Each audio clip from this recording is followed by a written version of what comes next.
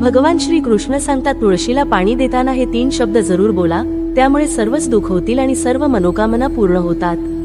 हा मंत्र उच्चारल्याने गरिबीचा समूळ नाश होतो. मित्रांनो, मागील व्हिडिओज मध्ये आम्ही तुम्हाला तुळशीला पाणी देण्याचे आणि तुलसी जवळ दिवा लावण्याचे महत्त्व सांगितले होते. तर आजच्या व्हिडिओमध्ये आपण तुळशीला पाणी देताना कोणते मंत्र बोलावे हे जाणून घेणार आहोत. चला तर मग आजच्या कथेला सुरुवात करूयात. प्रिय दर्शकांनो, आम्ही विनंती करतो की तुम्ही ही कथा शेवटपर्यंत जरूर ऐका. मित्रांनो, एकदा देवी सत्यभामाने भगवान श्रीकृष्णांना तुळशीच्या पूजेचे महात्म्य विचारले होते. तेव्हा भगवान श्रीकृष्णाने तिला तुळशीला पाणी घालण्याचे आणि तुळसी पासी दिवा लावण्याचे महात्म्य सांगितले होते. आता पुढे देवी सत्यभामा म्हणते, हे स्वामी, तुम्ही मला तुळशीला पाणी घालण्याचे व दिवा लावण्याचे महात्म्य सांगितले आहे, पण आता मला तुळशीला पाणी कसे घालायचे, तुळशीला पाणी घालण्याची उत्तम पद्धत कोणती आहे आणि तुळशीला पाणी घालण्याचा सर्वोत्तम मार्ग कोणता आहे, तसेच तुळशीला पाणी घालताना कोणता मंत्र जपला पाहिजे ते सांगा. आता माझी हे सर्व काही जाणून घेण्याची उत्सुकता आहे. कृपया मला या सर्व प्रश्नांची उत्तरे द्या.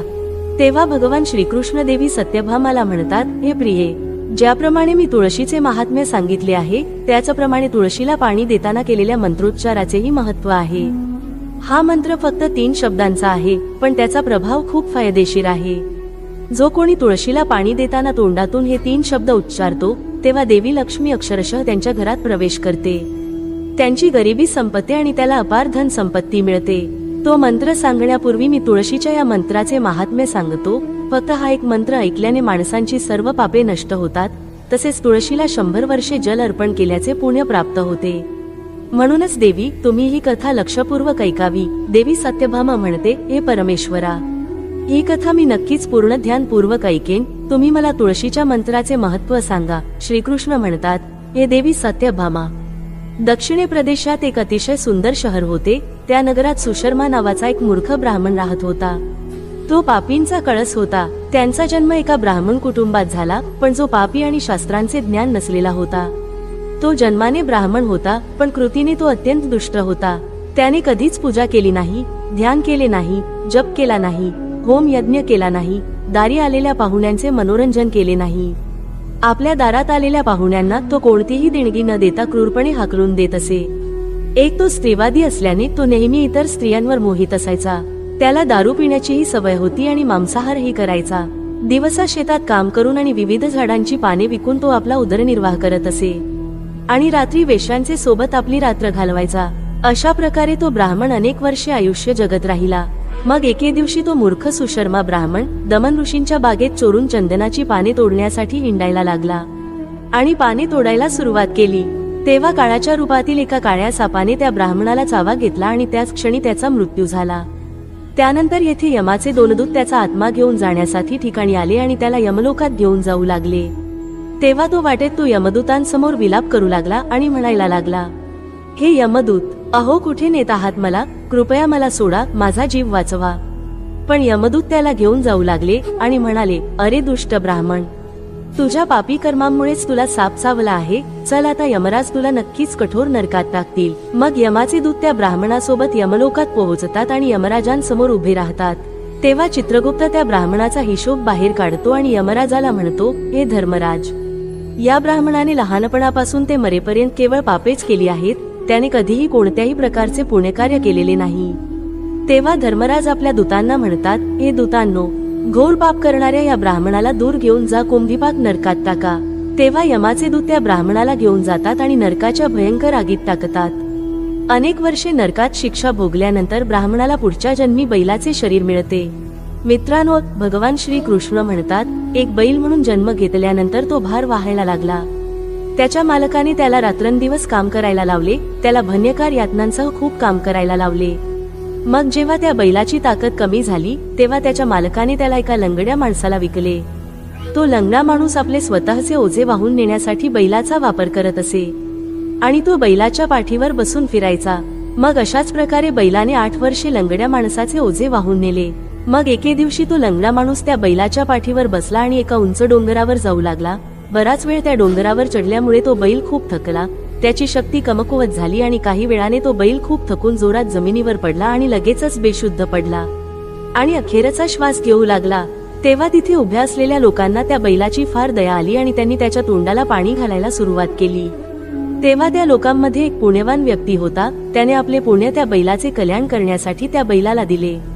त्याला पाहून इतर लोकांनाही स्वतःच्या सत्कर्माची आठवण झाली आणि तिथे जमलेल्या प्रत्येकाने आपले काही सत्कर्म पुण्य त्या बैलाला दिले, जेणेकरून त्याला मोक्ष मिळेल. त्याच गर्दीत एक वेश्या देखील उभी होती. सर्वजण आपापले पुण्य त्या बैलाला देत होते. हे पाहून त्या वेश्येनेही आपले पुण्य त्या बैलाला दिले. काही वेळाने तो बैल मरतो आणि सर्वांनी त्या बैलाला श्रद्धांजली दिली. मग यमदूत त्या ठिकाणी येतो आणि त्या ब्राह्मणाचा आत्मा त्या बैलाच्या शरीरातून बाहेर काढून यमलोकात घेऊन जातो. यमलोकात नेल्यानंतर त्याला यमराजांसमोर उभे केले जाते आणि त्याचा हिशेब चित्रगुप्ताने पाहिल्यावर तो चकित होतो. त्या वेश्येने त्या बैलाला दिलेले पुण्यदान फार मोठे आहे. त्या पुण्याच्या प्रभावाने त्याच्या सर्व जन्मांची पापे नष्ट होतात. तेव्हा यमराज त्या ब्राह्मणाच्या सर्व पापांना क्षमा करतात आणि म्हणतात, हे ब्राह्मणा, त्या वेश्येने तुला तिचे पुण्य देऊन तुझ्यावर मोठा उपकार केला आहे. केवळ त्या स्त्रीच्या पुण्यामुळे तुमच्या सर्व जन्मांची पापे नष्ट झाली आहेत. आणि यमराज त्याला पुन्हा मनुष्य जन्म देतात. यावेळी तो पृथ्वीवर येतो आणि एका चांगल्या ब्राह्मण कुटुंबात जन्माला येतो. त्या महान सद्गुणाच्या प्रभावामुळे त्याला या नव्या जन्मात आपल्या मागील जन्माच्या गोष्टी आठवू लागतात. मग ब्राह्मण मोठा झाल्यावर त्याला आठवते की त्याच्या मागील जन्मात तो बैल असताना एका वेश्येने त्याला तिचे पुण्य दिले होते. म्हणूनच त्याला त्या वेश्येबद्दल जाणून घेण्याची इच्छा होते आणि त्या महान सद्गुणाबद्दल जाणून घेण्यासाठी तो त्या वेश्येचा शोध घेतो आणि तिच्या शोधात तिच्या नगरात जातो. ती वेश्या आता म्हातारी झाली होती. मग जेव्हा त्याला वेश्या आढळते तेव्हा तो तिच्यासमोर जातो आणि तिला पुन्हा पुन्हा नमस्कार करतो आणि तिचे आभार मानू लागतो. मग आश्चर्यचकित होऊन ती वेश्या म्हणू लागते, हे श्रेष्ठ ब्राह्मण, तू कोण आहेस आणि तू माझे आभार का मानत आहेस? मी तुझ्यासाठी कोणते काम केले आहे की तू मला नमस्कार करतोस? मी तर एक वैश्य आहे. आतापर्यंत मी कोणतेच चांगले काम केले नाहीत. मग तुम्ही मला नमस्कार का करत आहात?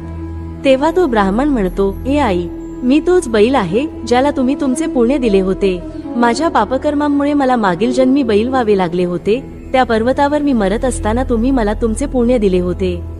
तुमच्या सद्गुणांच्या प्रभावामुळेच आज मी मनुष्य म्हणून पुन्हा जन्म घेतला आहे. तुम्ही दिलेल्या पुण्यामुळे मला माझ्या मागील जन्माच्या सर्व गोष्टी आठवतात. पण अहो आईसाहेब, त्यावेळी तुम्ही मला कोणते पुण्य दिले होते? त्यामुळे माझ्या सर्व जन्मांची पापे नष्ट झाली आहेत. हे जाणून घेण्यासाठी मी आज येथे आलो आहे. कृपा करा, मला त्या पुण्याबद्दल जाणून घ्यायचे आहे. तेव्हा ती वेश्या म्हणाली, हे श्रेष्ठ ब्राह्मण, मी माझ्या आयुष्यात कोणतेही चांगले काम केले नाही. पण माझ्या घरात एक पोपट आहे जो पिंजऱ्यात राहून नेहमी काहीतरी बोलत राहतो. हे ऐकून माझा विवेक शुद्ध झाला आहे.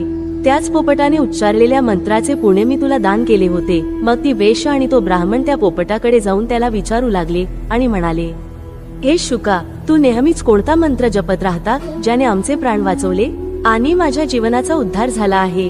तुम्हाला हा मंत्र कोणी शिकवला आणि या मंत्राचा अर्थ काय आहे? कृपया या सर्व गोष्टी आम्हाला सविस्तर सांगा.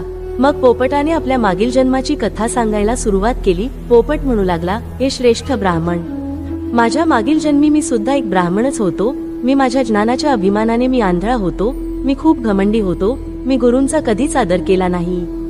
त्याचा नेहमीच अपमान केला. मला माझ्या ज्ञानाचा इतका अभिमान वाटू लागला की मला इतरांबद्दल खूप माझा राग वाढला आणि मी सर्वांचा तिरस्कार करू लागलो. मी इतर लोकांना हीन समजू लागला आणि सार्वजनिक ठिकाणी विद्वानांचा अपमान करू लागला. परंतु कालांतराने नंतर मी मरण पावला आणि मला यमलोकात नेले. तेव्हा यमराजने मला खोट बोलल्यामुळे, पूज्य लोकांचा आणि गुरूंचा अपमान केल्यामुळे मला पोपट कुळात फेकले गेले आणि मी एक पोपट म्हणून जन्माला आलो.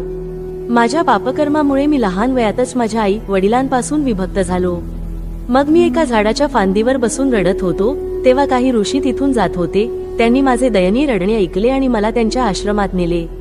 तिथे त्या आश्रमात त्यांनी मला एका सुंदर पिंजऱ्यात ठेवले. माझी चांगली काळजी घेतली. ते मला रोज खायला घालायचे, शिकवायचे.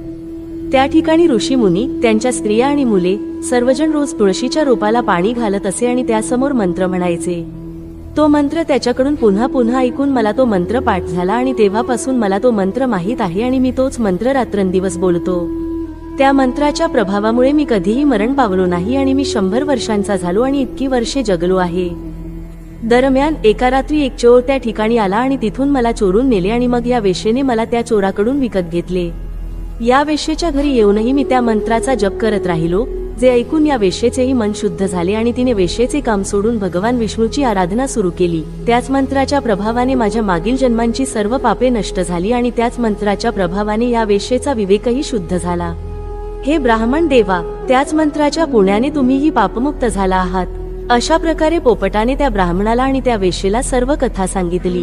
हे ऐकून ब्राह्मण आणि वेश्या दोघांनाही फार आनंद झाला आणि मग त्या दोघांनी रोज तुळशीला पाणी देऊन त्या मंत्राचा जप सुरू केला।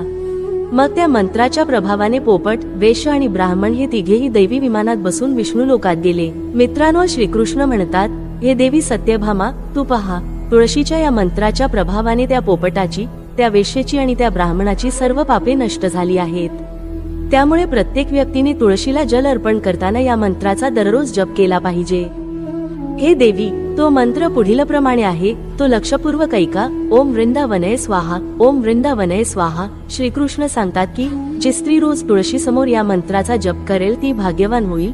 जो पुरुष तुळशी समोर या मंत्राचा जप करेल त्याला अनंत संपत्ती प्राप्त होईल। ज्या घरासमोर रोज तुळशीची पूजा केली जाते त्याच घरात लक्ष्मीचा वास असतो। तुळशीचा हा मंत्र मंत्रराज कल्पतरू आहे, तो सर्व फळ देतो। त्यामुळे जो कोणी तुळशी समोर या मंत्राचा जप करेल त्याला पूर्ण सिद्धी प्राप्त होते।